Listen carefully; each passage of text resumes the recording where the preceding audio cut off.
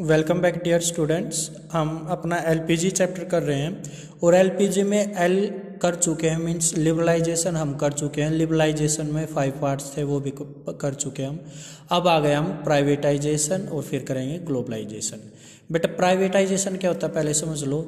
जब control public sector के हाथों से लेकर प्राइवेट सेक्टर के हाथों में दे दे, मीन्स जब पब्लिक सेक्टर का कंट्रोल कम और प्राइवेट का ज़्यादा हो जाए तो उसको बोलते हैं privatisation.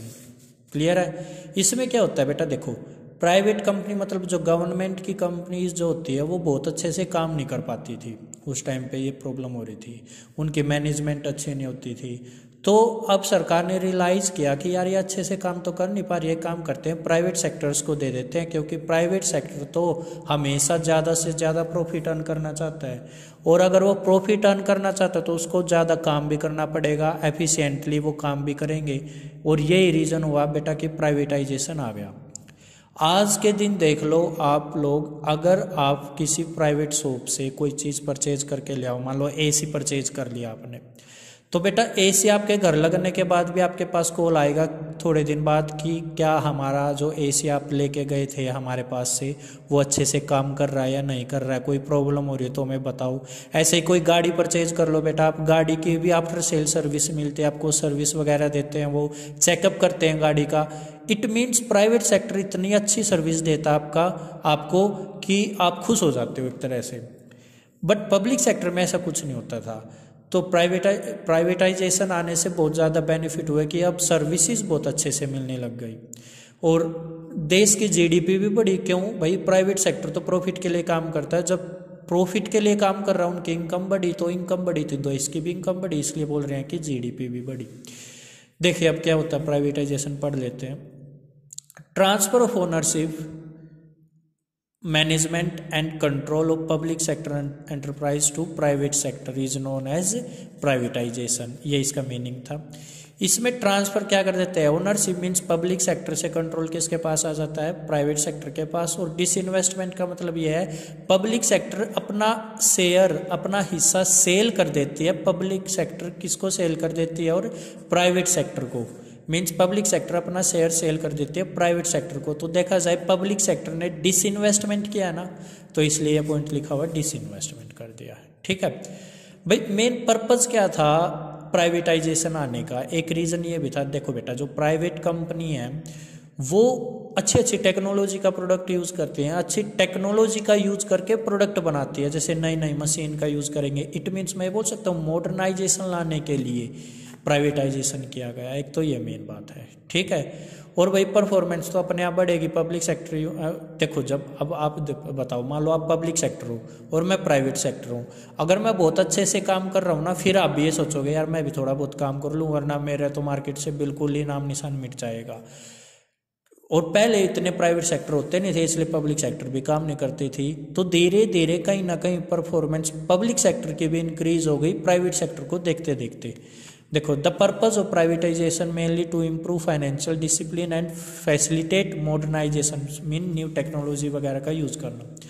It was also believed that private capital and managerial capabilities will help to improve performance of PSU, public sector unit. कहने का मतलब पब्लिक सेक्टर यूनिट्स के भी अब परफॉर्मेंस इंक्रीज हुई ड्यू टू प्राइवेटाइजेशन। तो ये हमारा प्राइवेटाइजेशन में मेनली आपको क्या पढ़ना है, जब कंट्रोल पब्लिक सेक्टर से लेकर किसको दे दे, प्राइवेट सेक्टर को दे दे। और ओनली कंट्रोल वर्ड यूज नहीं करना आपको, ओनरशिप, मैनेजमेंट एंड कंट्रोल, ये 3 वर्ड यूज करने हैं। मीन्स ये 3 वर्ड ट्रांसफर हो रहे हैं from public to private sector. तो ये हमारा प्राइवेटाइजेशन है। अब पढ़ते हैं ग्लोबलाइजेशन। देखिए बेटा ग्लोबलाइजेशन क्या होता है, जब हम इंटीग्रेट मीन्स होता है जोड़ना, इंटीग्रेशन मीन होता है जोड़ना, अपने देश को जोड़ दे पूरे संसार के साथ, पूरे संसार के साथ, उसको बोलते हैं ग्लोबलाइजेशन।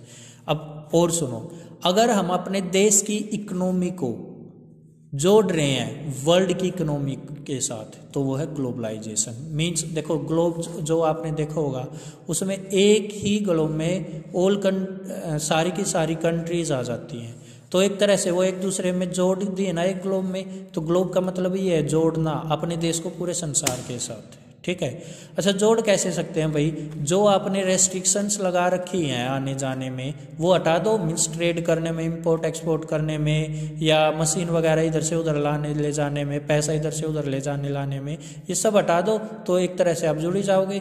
तो देखो क्या लिखा हुआ है, integration of national economy with the world economy through removal of barriers on international trade. हटाकर, कैसे हटाकर? बैरियर्स मीन्स रोक टोक on international trade and capital movement, ठीक है। अच्छा, क्या हुआ बेटा, पहले ना विदेश की कंपनियां मीन्स फॉरेन कंट्रीज हमारे देश में इन्वेस्टमेंट कर ही नहीं पाती थी, करती थी तो एक लिमिट तक, जैसे 40-45% तक। वो 50 से ज़्यादा इन्वेस्ट नहीं कर पाती थी। तो बेटा अगर वो 50 से ज़्यादा इन्वेस्ट नहीं कर पाएगी, आप ही बताओ कोई एक ऐसी चीज़ है जिस पर 51% कंट्रोल तो भारत का है और मैक्सिमम 49 तक फॉरेन कंट्री का, तो किसकी ज़्यादा चलेगी? जिसका ज़्यादा हिस्सा है, मीन्स जिसका 51% है। तो इंडिया पहले क्या करती थी, अपना ही कंट्रोल रखने के लिए फॉरेन इन्वेस्टमेंट 50 से ज़्यादा अलाउड ही नहीं करती थी।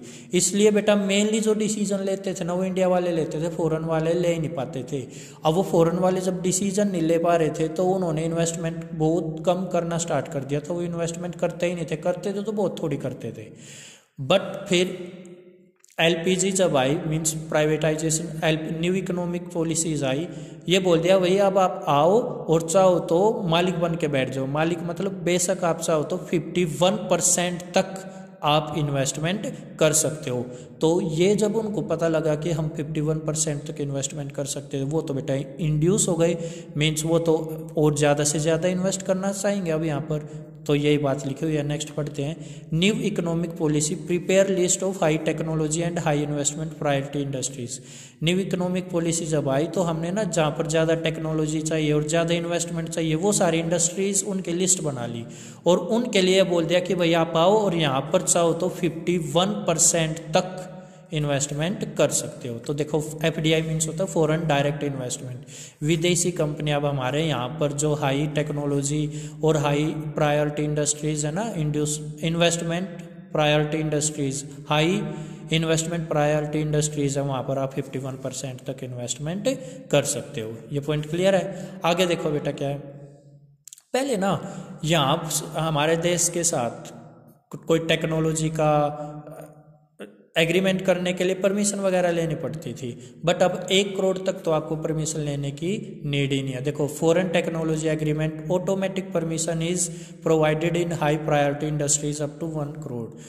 ठीक है, आगे देखो बेटा, हमारे रुपए की वैल्यू डॉलर की तुलना में बहुत कम कर दी। अब जो चीज़ कम हो जाए इससे हमारी डिवेल्युएशन हो गया, डिवेल्युएशन बोलते हैं इसको, जब हमारे देश की करेंसी की वैल्यू फॉरेन कंट्री की करेंसी के कंपैरिजन में कम हो जाए उसको बोलते हैं डिवेल्युएशन। जब हमारी करेंसी की वैल्यू कम हो गई तो फॉरेन कंपनी वाले या फॉरेनर्स हमारे देश में ज़्यादा इन्वेस्टमेंट करने लगे। अब ज़्यादा इन्वेस्टमेंट करने लगे तो वही फिर इससे एनकरेज हो जाता है इंपोर्ट और एक्सपोर्ट भी। ठीक है, चलो, Indian rupees value was devalued in July 1991 by nearly 20%। 20% से कम कर दी। मतलब अगर पहले मान लो हमारा $1 के बदले में 60 रुपीज़ मिलते थे तो फिर $1 के बदले 80 मिलना स्टार्ट हो गया। तो अब अमेरिका के नज़रिए से समझो, अमेरिका तो $1 देगा और आपके $1 देगा और आपके कितने रुपीज़ ले लेगा? 80। और पहले $1 के बदले मिल रहे थे 60। तो आप बताओ अमेरिका के नज़रिए से समझो, आप 80 लेना चाहोगे? 80 लेना चाहोगे ना? तो क्या हो गई, हमारी वैल्यू कम हो गई पहले से। अच्छा, it encourage export and reduce import. ठीक है, आगे देखो बेटा, पहले अगर फॉरेन कंट्रीज हमारे देश के साथ अपने करेंसी को एक्सचेंज करती थी तो वो पार्सली कन्वर्ट कर पाती थी, बट अब उसको 1993 और 4 में बजट में आया कि अब आप फुली कन्वर्ट करा सकते हो अपनी करेंसी को। तो देखो लिखो, अप टू 92-93 बजट में अप टू 90 बेटा जो 1992 का और 3 का बजट था ना उसमें तो इंडियन करेंसी को पार्सली कन्वर्टेबल बना रखा था और 93-4 में इसको फुली कन्वर्टेबल बना दिया। ये बात है। ठीक है, अच्छा भाई, ट्रेड रेस्ट्रिक्शन हटा दी। पहले विदेश में माल भेजने के लिए बहुत सारी परमिशन वगैरह होती थी, ये पॉइंट तो मैं पहले ही क्लियर कर चुका हूँ, अब वो हटा दी थी। पता है बेटा, हर चीज़ का पॉजिटिव होता है तो नेगेटिव भी होता है, मीन्स हर चीज़ के पॉजिटिव इफेक्ट होते हैं तो नेगेटिव भी होते हैं। तो ऐसे ही एलपीजी मीन्स ग्लोबलाइजेशन का कुछ फ़ायदा भी है, नुकसान भी है। फ़ायदा तो ये अब हम बहुत ज़्यादा मार्केट में एक्सेस कर सकते हैं, हमारी मार्केट बढ़ गई है। कैसे कि भाई हम अपना माल यहाँ नहीं बेच सकते, फॉरेन कंट्रीज में भी बेच सकते हैं, और सेम फॉरेन वाले भी अपने यहाँ बेच सकते हैं। हमारे पास कोई टेक्नोलॉजी नहीं है, बहुत अच्छी टेक्नोलॉजी नहीं है, तो हम विदेश की टेक्नोलॉजी यूज़ कर सकते हैं। कैसे बेटा, जैसे देखो हमारे पास है ना, पहले मोबाइल फ़ोन नहीं होते थे, 1991 तक हमारे पास मोबाइल फ़ोन नहीं होते थे। हम क्या करते थे, टेलीफोन जो लैंडलाइन फ़ोन होता है उनका यूज़ करते थे, और उनका यूज़ भी बेटा अगर आपको टेलीफोन लेना है तो कई महीने लग जाते थे, और वायर वगैरह लगने में तो और भी ज़्यादा टाइम लग जाता था। तो फिर जब हम एलपीजी अडॉप्ट कर ली, न्यू इकोनॉमिक पॉलिसी आई, तो फॉरेन कंट्रीज़ के मोबाइल भी आने लगे अपने देश में। अब देखो बेटा, आपको मोबाइल लेने में कितना टाइम लगता है आप ही बता दो। तो नई टेक्नोलॉजी आ गई ना अपने देश में, पहले टेलीफोन की जगह मोबाइल आ गए, ऐसे शॉपिंग मॉल आ गए बेटा, और नई नई टेक्नोलॉजी की कार आ गई हमारे यहाँ। तो बेटा एक कार चलती थी इंडिया में फिएट, और कुछ कार ऐसे होते थे, 3-4 कार मुश्किल से होती, एम्बेसडर होती थी एक, ये कारें होती थी जो इंडिया में चलती थी। अब देखो बेटा इतनी सारी कार आ चुकी हैं, कितनी वैरायटियाँ कार्स की भी, ओनली ड्यू टू ग्लोबलाइजेशन। तो फ्यूचर प्रोस्पेक्ट एक तरह से अच्छा है, क्योंकि हम भी पूरे संसार के साथ साथ चलेंगे। अब हमें भी वो टेक्नोलॉजी यूज़ करने को मिलेंगी जो दूसरी कंट्रीज़ के लोग भी यूज़ करते हैं। बट बेटा नेगेटिव पॉइंट क्या है, देखो एक तो बेटा ये चीज़ अमीरों के लिए है। आप देख लेना, कोई जो बहुत गरीब है, क्या वो कभी शॉपिंग मॉल से शॉपिंग करेगा? नहीं करेगा ना। वो नई नई टेक्नोलॉजी का यूज़ ही नहीं कर पाता, बेचारे के पास खाने के लिए पैसे नहीं है, वो नई नई टेक्नोलॉजी कैसे यूज़ करेगा?